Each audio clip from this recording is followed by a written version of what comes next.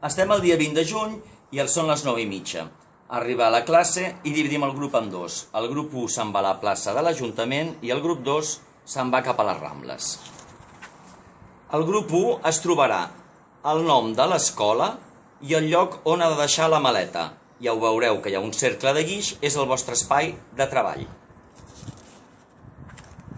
El grup que està a la plaça de l'Ajuntament, amb el guix, haurem de definir una escenografia al voltant de la maleta.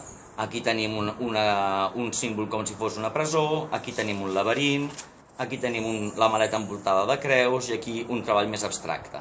La idea és que l'escenografia tingui a veure amb el col·lectiu i amb les idees força que heu treballat prèviament. Arribem a la plaça de l'Ajuntament, col·loquem la nostra maleta.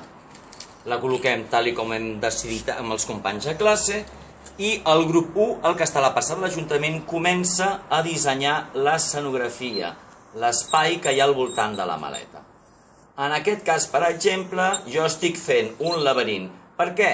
Perquè m'imagino que la vida i el recorregut que estan fent aquest col·lectiu és com un laberint. És molt complicat arribar al destí que volen arribar. Per això fem aquest laberint.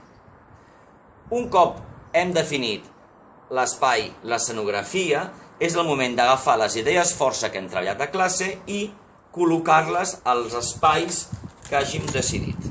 Aquí col·locaríem les idees força. Un cop tenim l'escenografia i les idees força col·locades, els companys que estan a la plaça, que estan a les Rambles, portaran les seves propostes gràfiques. Per exemple, si aquí parlem de que aquest col·lectiu viu al voltant de muntanyes, doncs col·locarem unes muntanyes, per exemple, o si expliquem, per exemple, que aquest col·lectiu viatja amb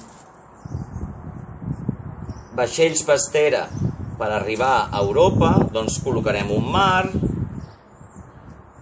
i col·locarem un vaixell.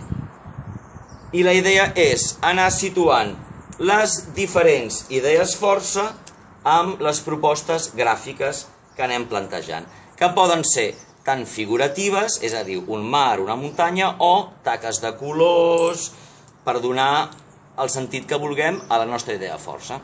I aquest és tot el treball.